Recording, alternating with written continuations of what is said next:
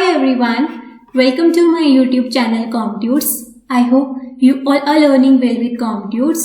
So this is tutorial number 29 of Business Studies for class 12, and in this tutorial you will understand planning process. Okay? आज के tutorial में हम discuss करेंगे कि planning process क्या है, बेसिकली किस तरीके से प्लानिंग करते हैं, किस तरीके से प्लान्स बनाए जाते हैं. ठीक है, तो चलिए स्टूडेंट स्टार्ट करते हैं हमारा आज का session. But before proceeding to this session, if you are a new visitor on my channel, then please do subscribe my channel, please do hit the like button and also do share these tutorials and my channel with your friends and your classmates too, ताकि ज़्यादा से ज़्यादा commerce के students जो इस channel के साथ जुड़ें. बिकॉज इतनी डिटेल में और हर एक टॉपिक की इतनी डिटेल में एक्सप्लेनेशन विद एग्जाम्पल्स आपको कहीं नहीं मिलेगी, तो इसलिए ज़्यादा से ज़्यादा शेयर करें ताकि सभी स्टूडेंट्स के लिए ये ट्यूटोरियल्स जो हैं वो हेल्पफुल रहें. ठीक है, तो चलिए स्टूडेंट्स स्टार्ट करते हैं आज का टॉपिक जो कि है planning process. There are mainly 7 steps in the process of planning. वो कौन कौन से हैं इसको बहुत ध्यान से समझना है और ये बहुत इम्पॉर्टेंट है, एग्जाम में आता भी है. ठीक है, और प्लानिंग प्रोसेस समझने से पहले 1-2 बातें जो आपने याद रखनी वो ये कि जब भी आपको क्वेश्चन में आए ना कि आपने प्लानिंग प्रोसेस, किसी का भी आपको प्रोसेस एक्सप्लेन करने को पूछा जाता है तो ऑलवेज वो जो प्रोसेस है ना वो सीक्वेंस में ही लिखा जाता है. ठीक है, अब ये जो सीक्वेंस है प्लानिंग प्रोसेस की, इसको आप ऊपर नीचे नहीं कर सकते. जिस तरीके से सीक्वेंस है उसी सीक्वेंस में आपने प्लानिंग प्रोसेस को लर्न करना और एग्जाम में लिख कर आना होता है.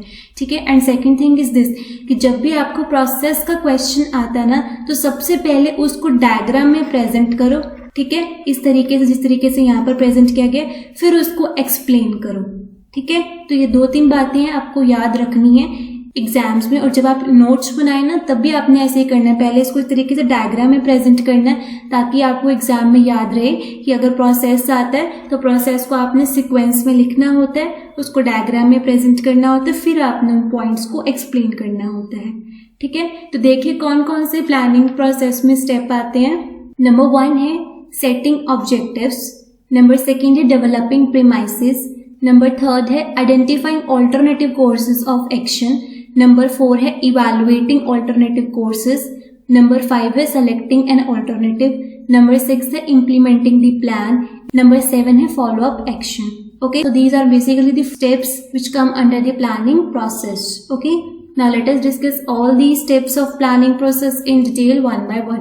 और बहुत ध्यान से समझना, बहुत important है ये. तो first step कौन सा है planning process में? setting objectives. देखो, we have already studied that management begins with planning and planning begins with determining the objectives. Okay, तो प्लानिंग के प्रोसेस में फर्स्ट स्टेप क्या आता है? Setting up of objectives. Okay, now what is objectives? ये objectives क्या होते हैं?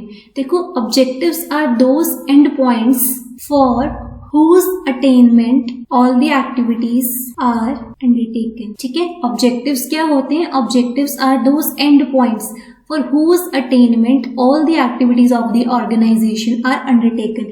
यानी कि ऑर्गेनाइजेशन में जो भी एक्टिविटीज की जाती हैं वो क्यों की जाती हैं? To achieve the objectives. यानी जो भी ऑब्जेक्टिव्स एक ऑर्गेनाइजेशन में सेट करे गए हैं उन्हीं ऑब्जेक्टिव्स को अचीव करने के लिए हर एक ऑर्गेनाइजेशन में काम किया जाता है. ठीक है, अब फॉर एग्जांपल स्कूल का मेन ऑब्जेक्टिव क्या होता है कि जितने भी स्कूल के स्टूडेंट्स हैं उनकी ऑलराउंड डेवलपमेंट हो और स्कूल का जो रिजल्ट है वो अच्छा हो. तो अब वो उनका ऑब्जेक्टिव है कि स्टूडेंट्स की ऑलराउंड डेवलपमेंट हो और स्कूल का जो रिजल्ट है वो अच्छा है. तो अब जो उस ऑर्गेनाइजेशन में यानी कि वो जो स्कूल में जितने भी एम्प्लॉयज हैं, जो भी टीचर्स हैं, जितने भी डिपार्टमेंट है, जितने भी HOD है, वो किसके लिए काम करेंगे? स्कूल के ऑब्जेक्टिव को अचीव करने के लिए. यानी कि स्टूडेंट्स के ऊपर फोकस करेंगे, स्टूडेंट्स की ऑल डेवलपमेंट के ऊपर फोकस करेंगे, स्टूडेंट्स को अच्छे से तरीके से पढ़ाएंगे, उनके टेस्ट लेंगे ताकि उनका रिजल्ट जो है वो अच्छा आए. ठीक है, तो बेसिकली ऑर्गेनाइजेशन में जो भी काम किया जाता है वो किस पर्पस के लिए किया जाता है कि जो भी ऑब्जेक्टिव्स टॉप लेवल ने सेट करे हैं उनको अचीव करने के लिए ऑर्गेनाइजेशन में काम किया जाता है. ठीक है, so basically objectives are the central point of the process of the planning.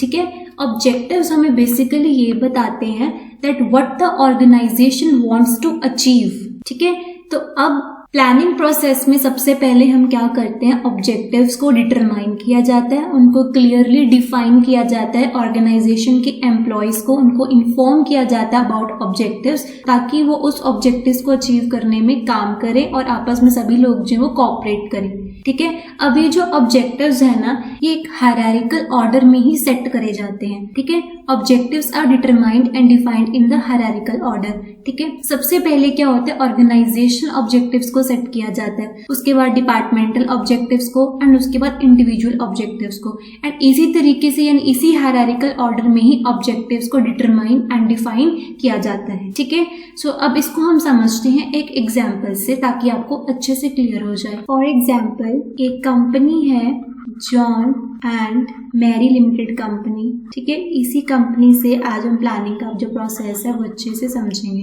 ठीक है, देखो John and Mary limited company है, ये कंपनी जो है ना वो अपनी जून के मंथ की जो सेल्स है ना उसको इंक्रीज करना चाहती है ₹5 लाख। ठीक है, 5 लाख रुपए की सेल्स और इंक्रीज करना चाहती है इस जून के महीने में। ठीक है, अब जो John and Mary limited company ने ये जो ऑब्जेक्टिव सेट किया है कि इन्होंने 5 लाख की जो सेल्स है वो इंक्रीज करनी है, ये जनरल ऑब्जेक्टिव है, ये क्या है, ऑर्गेनाइजेशनल ऑब्जेक्टिव है। क्लियर। अब सपोज करो ये जो जॉन एंड लिमिटेड कंपनी है ना, ये 5 प्रोडक्ट्स में डील करती है। ठीक है, अच्छी कंपनी है और 5 प्रोडक्ट्स में डील करती है। तो अब 5 प्रोडक्ट्स हैं, अलग अलग प्रोडक्ट्स हैं, अलग अलग यूनिट्स है, तो यानी कि 5 डिपार्टमेंट्स हो गए।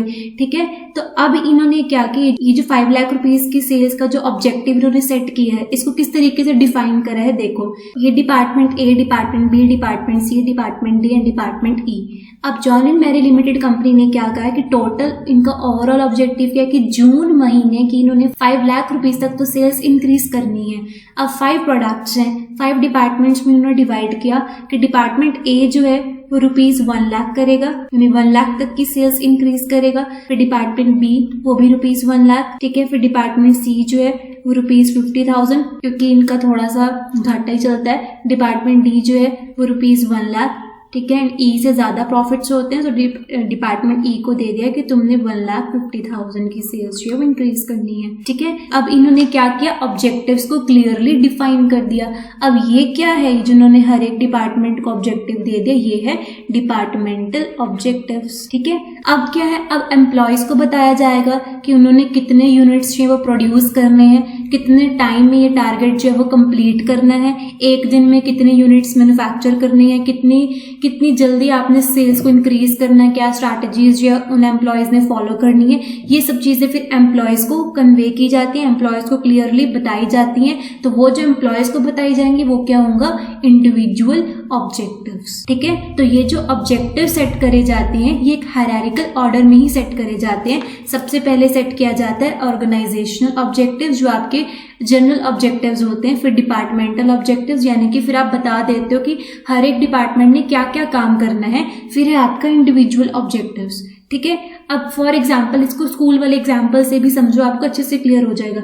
जैसे मैंने भी आपको समझाया था, जैसे कि हर एक स्कूल का क्या मेन ऑब्जेक्टिव होता है कि स्कूल का जो रिजल्ट है वो टॉप पर आना चाहिए, और जितने भी स्कूल में स्टूडेंट्स हैं उनकी ऑलराउंड डेवलपमेंट होना चाहिए, और जो स्कूल है वो सिटी में नंबर 1 आना चाहिए। ये उनका क्या है, ये उनका ऑर्गेनाइजेशनल ऑब्जेक्टिव है। ठीक है, अब नंबर 2, जो स्कूल के टॉप लेवल अथॉरिटीज हैं, यानी जो प्रिंसिपल हैं, जो भी टॉप लेवल अथॉरिटीज हैं, उन्होंने सभी डिपार्टमेंट को, यानी जो किंडरगार्टन वाले हैं, फिर ये जो सेकेंडरी लेवल वाले हैं, फिर जो सीनियर सेकेंडरी लेवल वाले, जो भी डिपार्टमेंट है, कॉमर्स के डिपार्टमेंट, नॉन मेडिकल के डिपार्टमेंट, मेडिकल के डिपार्टमेंट, सभी डिपार्टमेंट को ये ऑब्जेक्टिव जो है कन्वे कर दिया। अब जो भी डिपार्टमेंटल है, यानी जो भी अब टीचर्स हैं वो अपने अपने डिपार्टमेंट के ऊपर फोकस करेंगे। ठीक है, यानी जो प्राइमरी लेवल वाले हैं वो प्राइमरी लेवल के चिल्ड्रंस के ऊपर फोकस करेंगे, जो सेकेंडरी लेवल वाले हैं वो सेकेंडरी लेवल के चिल्ड्रंस पे फोकस करेंगे, जो सीनियर सेकेंडरी वाले हैं वो सीनियर सेकेंडरी लेवल पे फोकस करेंगे। ठीक है, तो ये क्या है, डिपार्टमेंटल ऑब्जेक्टिव्स। ठीक है, अब इंडिविजुअल में क्या आएगा, फॉर एग्जाम्पल जो कॉमर्स के टीचर्स हैं वो कॉमर्स की एक क्लास को पढ़ाएंगे, एक 11th को, एक 12th को, और उन बच्चों के टेस्ट लेंगे, उनसे डिफरेंट एक्टिविटीज ऑर्गेनाइज करवाएंगे, क्विज करवाएंगे, उनकी परफॉर्मेंस को इवैल्यूएट करेंगे। तो वो जो अपना एक इंडिविजुअली काम कर रहे हैं उस ऑब्जेक्टिव को अचीव करने के लिए, वो क्या होगा, वो इंडिविजुअल ऑब्जेक्टिव होगा। ठीक है, तो ये है प्लानिंग प्रोसेस का फर्स्ट स्टेप जो कि है setting up of objectives. Clear? I hope आपको ये फर्स्ट पॉइंट जो है क्लियर हो गया होगा। Now come to the second step which is developing premises. Now what is premises? Premises का मतलब क्या होता है? Premises means making assumptions regarding future. Okay, premises का मतलब क्या होता है? assumptions, जो भी आप फ्यूचर के लिए assumptions करते हो वो सब क्या होती है? प्रीमाइसेस। प्रीमाइसेस को हम assumptions भी बोलते हैं। ठीक है, तो सेकंड स्टेप क्या है आपका? Developing premises. पहले आपने ऑब्जेक्टिव सेट किए, अब आपने क्या करनी है? assumptions डेवलप करनी है। यानी जो भी हम प्लान्स बनाते हैं वो किसके कंसर्न में बनाते हैं? बेसिकली फ्यूचर के कंसर्न में बनाते हैं। यानी कि जो भी हम प्लान्स बनाते हैं वो फ्यूचर के लिए ही बनाते हैं। एंड वी ऑल नो कि फ्यूचर इज अनसर्टेन। ठीक है, तो जो भी प्लानर प्लान बनाता है वो कुछ ना कुछ assumptions को कंसीडर करके ही प्लान को शेप देता है, मीन्स प्लान को फॉर्मुलेट करता है। ठीक है, तो ये जो भी assumption एक प्लानर प्लान को बनाते टाइम कंसीडर करता है, उन assumptions को क्या बोला जाता है?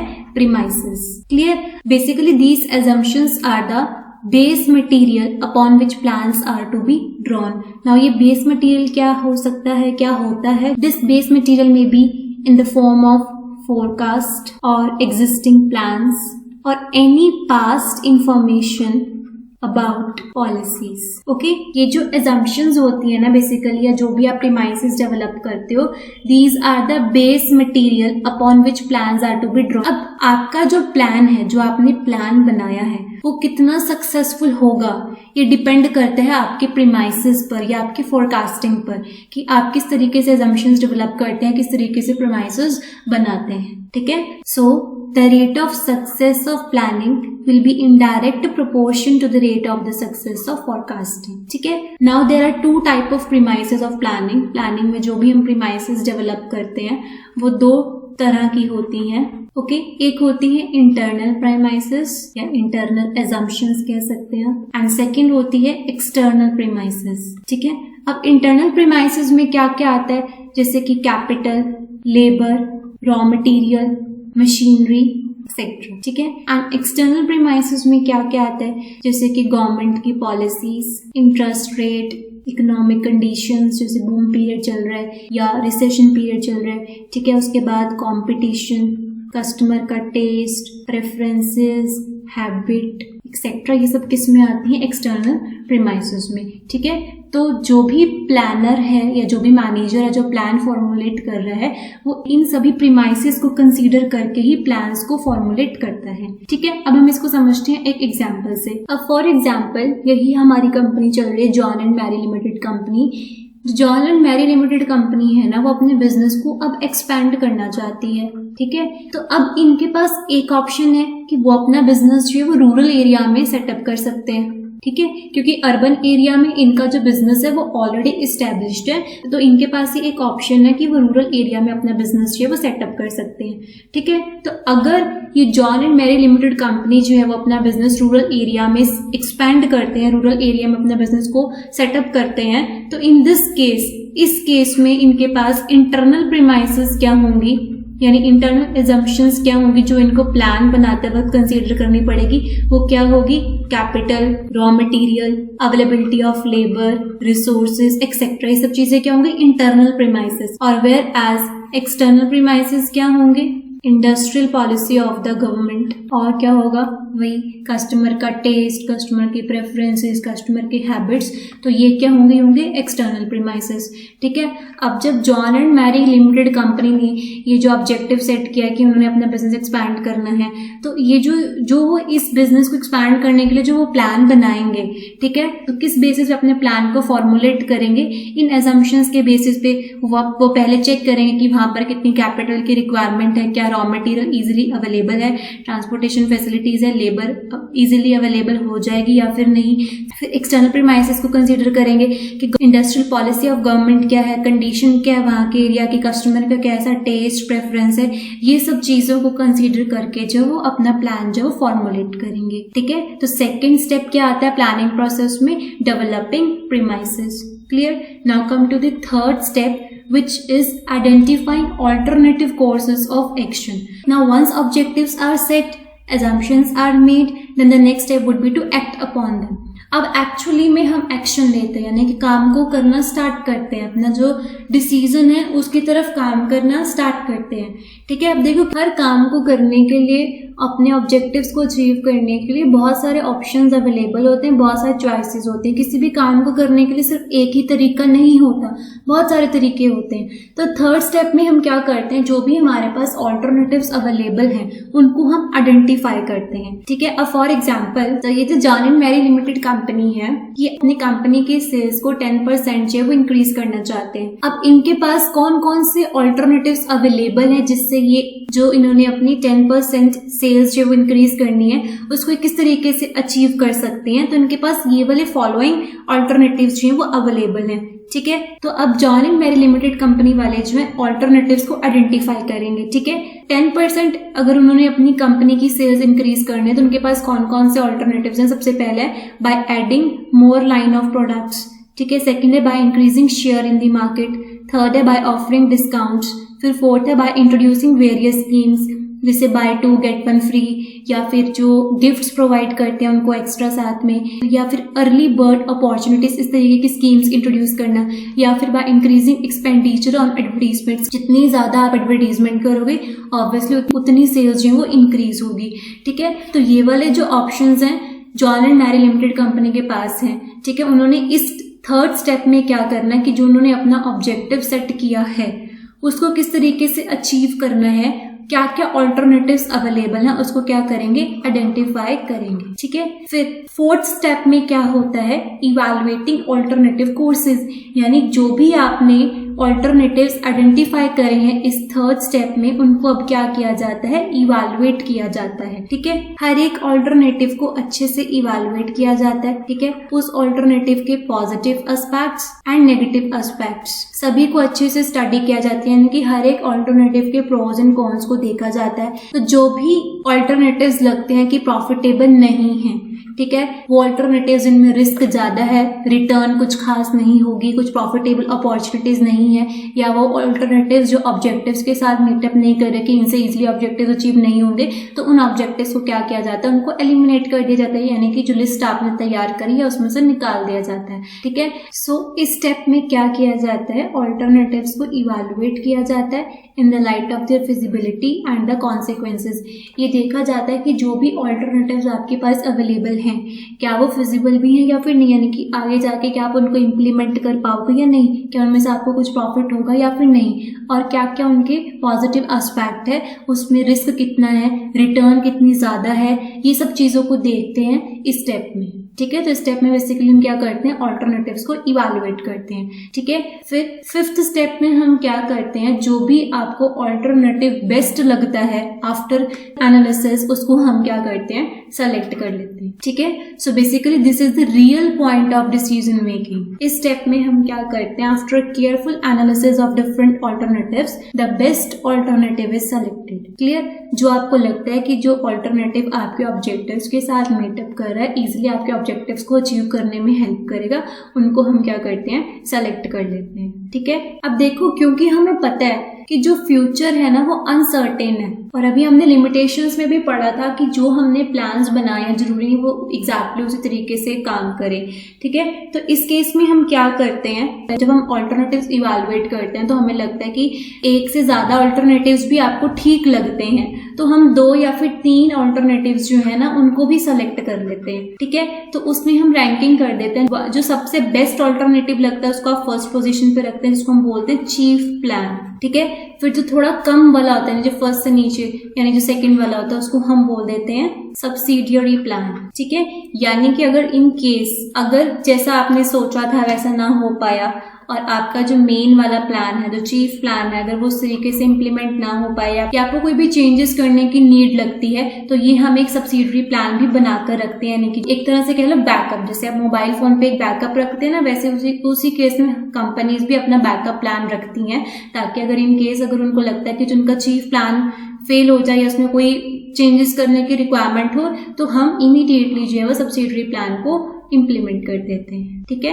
Clear. Now come to the sixth step which is implementing the plan. ना अब इस स्टेप में क्या होता है, प्लान्स को ऑब्वियसली इंप्लीमेंट किया जाता है, ठीक है। तो basically this step is concern with putting the plan into action, ठीक है। 5th स्टेप तक तो हम प्लान ही बना रहे थे, पहले आपने ऑब्जेक्टिव सेट किया, फिर प्रीमाइसेस डेवलप करे, फिर ऑल्टरनेटिव्स लिस्ट करे, फिर उनको इवैल्यूएट किया, फिर सेलेक्ट किया। अब यहाँ पर क्या जो आपने प्लान बनाया है उसको एक्शन में लेकर यानी putting the plan into action, ठीक है। अब जो भी प्लान्स आपने बनाए हैं उनको यहाँ पर इम्प्लीमेंट किया जाता है and sequence of different activities को डिसाइड किया जाता है, ठीक है। Sequence of different activities are decided under this step, जिसमें हम ये बताते हैं कि who will do a particular job and at what time, clear. तो ये है आपका 6th step which is implementing the plan यानी कि putting the plan into action, clear. Now last step is follow up action. देखो अब आपने plans बना लिए, प्लान को इम्प्लीमेंट कर दिया, तो बात यहीं पर खत्म नहीं होती है, प्लान्स को रिव्यू करना भी बहुत ज्यादा जरूरी है, ठीक है। जैसे मैं आप लोगों को बोलती हूँ ना कि ट्यूटोरियल्स आपको अच्छे लगते हैं तो अपना फीडबैक, अपने सजेशंस जरूर शेयर किया करो, क्योंकि इससे मुझे पता लगता है कि आप लोगों को कितना समझ में आ रहा है, ठीक है। तो सिमिलरली जो प्लान्स हमने बनाए हैं, जो आपने प्लान इम्प्लीमेंट किया है, उनको रिव्यू करना भी जरूरी है, ताकि देखा जाए कि जो काम है या जो जॉब है या जो वर्क है वो अकॉर्डिंग टू प्लान हो रहा है या फिर नहीं, ठीक है।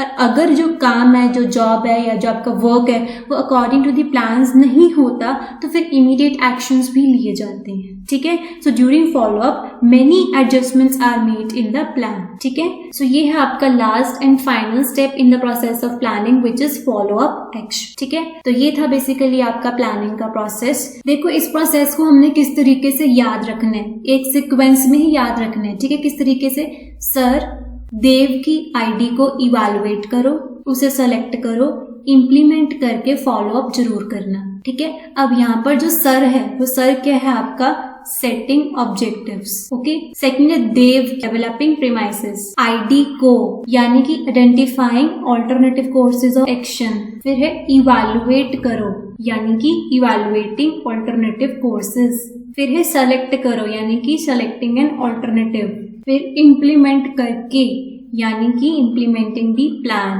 एंड लास्ट है फॉलो अप जरूर करना यानी कि फॉलो अप एक्शन, ठीक है। इस तरीके से आप याद करोगे ना तो ये आपको प्रोसेस कभी भी नहीं भूलेगा, क्योंकि आगे आगे आपको बहुत सारे प्रोसेस मिलेंगे, ऑर्गेनाइजिंग में, स्टाफिंग में, डायरेक्टिंग में, यानी काफी सारे पॉइंट्स हो जाते हैं, फिर फीचर्स के अलग, मेरिट्स अलग, डीमेरिट्स अलग, तो सारे पॉइंट्स जो है ना एग्जाम टाइम में मिक्स हो जाते हैं, ठीक है। इसलिए वो एडवांटेजेस, फीचर्स, डीमेरिट्स के पॉइंट्स आप आगे पीछे कर सकते हैं, बट जो प्रोसेस के पॉइंट्स हैं उनको आप आगे पीछे नहीं कर सकते, उनको आपने इसी सीक्वेंस में लिखकर आना होता है, ठीक है। तो किस तरीके से आपने उसको याद करना है, सर देव की आईडी को इवैल्यूएट करो, उसे सेलेक्ट करो, इम्प्लीमेंट करके फॉलो अप जरूर करना। अब ये आपको याद हो जाएगा तो अब ऑब्वियसली आप ये प्लानिंग का जो प्रोसेस है वो कभी भी नहीं भूलोगे, ठीक है। आई होप ये ट्रिक आपको अच्छी लगी होगी, तो जरूर बताना कमेंट सेक्शन में ट्रिक आपको अच्छी लगी या फिर नहीं, ठीक है। तो चलिए स्टूडेंट्स एक बार हम इन पॉइंट्स को रिवाइज कर लेते हैं ताकि आपको अच्छे से क्लियर हो जाए।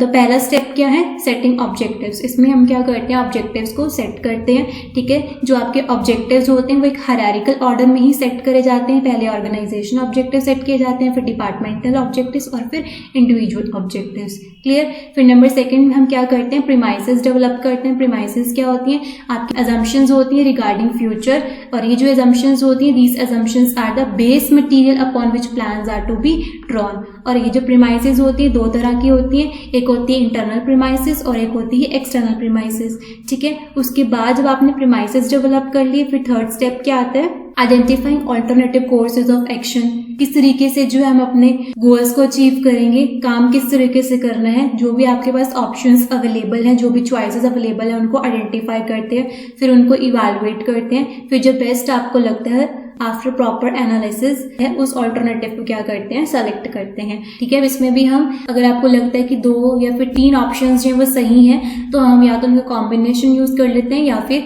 हम क्या करते हैं 1-2 प्लान को रिजर्व में भी रखते हैं ताकि अगर इन फ्यूचर कोई अनसर्टनिटी हो तो हम उन प्लान को यूज कर सकें, ठीक है। फिर उसके बाद प्लान्स को इम्प्लीमेंट किया जाता है यानी कि putting the plan into action, and last में फॉलो अप यानी कि प्लान्स को रिव्यू किया जाता है कि जो आपने प्लान सेट करा है, जो आपने प्लान बनाया है, क्या जो काम है वो अकॉर्डिंग टू प्लान्स हो रहा है या फिर नहीं, ठीक है। So this is all about today's session.